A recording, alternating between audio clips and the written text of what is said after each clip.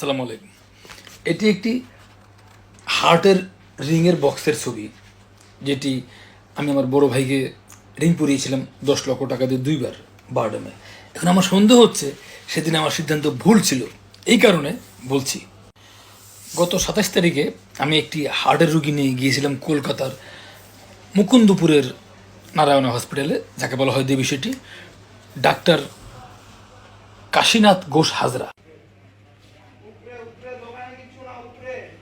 হ্যাঁ কাশীনাথ ঘোষ হাজরা, উনি আমার রুগীকে অ্যাঞ্জিওগ্রাম এবং ইকো করালেন। রিপোর্ট আসলো 28 তারিখে 2024।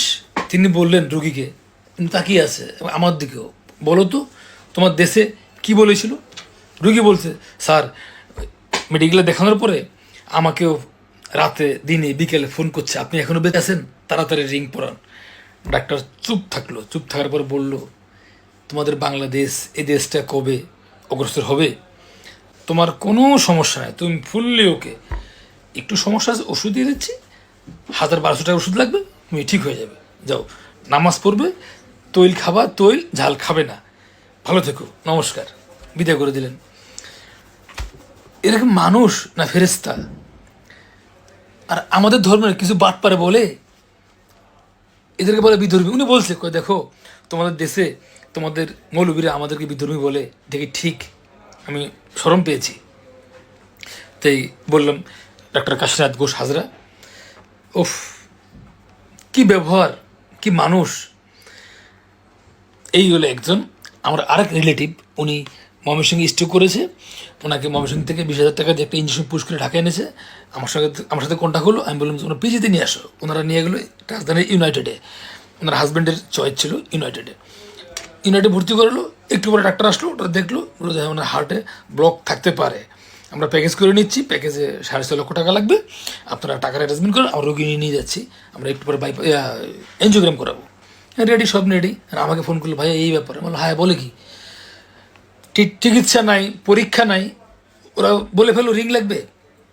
আমার সন্দেহ জাগ্রত হলো। আমি বললাম তোমরা থামো, আজকে রুগী ওখানে থাক, কালকে রিলিজ করবো। রুগী কথা বলে, হ্যাঁ কথা বলে, মোবাইলে কথা বলতেছে, হাসতেছে, ওকে ফাইন।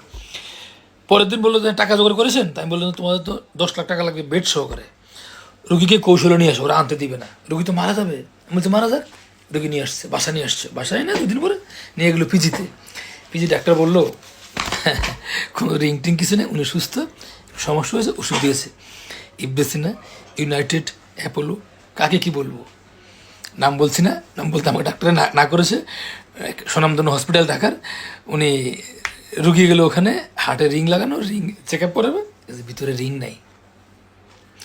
আরেক রুগী মুকুন্দপুরে, উনি গেল, বয়স্ক ভদ্রলোক, ঢাকার এবার কেয়ার থেকে ওনাকে বলেছিল ওনার মেরুদণ্ডের সমস্যা, ওনাকে বায়ুপথটা বাইপাস করে দেবে, অন্য জায়গা দিয়ে করে দেবে, 7 লাখ টাকা লাগবে। উনি ওখানে গেল, ওনাকে ওষুধ দিয়েছে মাত্র 10,000 টাকা, সব মিলে টেস্ট ওষুধ, উনি সুস্থ, কোনো অপারেশন লাগবে না। আপনারা যাদের রুগী আছে, এই দেশের ডাক্তার নামক ডাকাতদের শরণাপন্ন হয়ে জীবনকে বিপন্ন না করে চলে যান ওখানে। যদিও ভালো লাগে না, ওদের আচার ব্যবহার ভালো না, তারপরেও রুগীর জন্য চলে যান। দেখলাম তো ডাক্তারগুলো ভালোই, টেস্ট কম করে, পয়সাও কম। পয়সা যাই হোক, অহেতুক অপারেশন করবে না, অহেতুক ওপেন হার্ট করবে না, অহেতুক রিং লাগাবে না। এই দেশ ভালো হবে কবে? পুলিশ প্রশাসন এবং রাষ্ট্র ঠিক থাকলে এরা ঠিক হতো। এবং ওখানে কোনো ঔষধের রিপ্রেজেন্টেটিভ নাই, একটাও নাই। আমাদের দেশে রুগীর থেকে বেশি ঔষধের রিপ্রেজেন্টেটিভ। ধন্যবাদ, ভালো থাকবেন, পারলে এটা শেয়ার করে দেবেন। ডাক্তার নামক ডাকাতগুলো এই দেশ থেকে নিপাত যাক।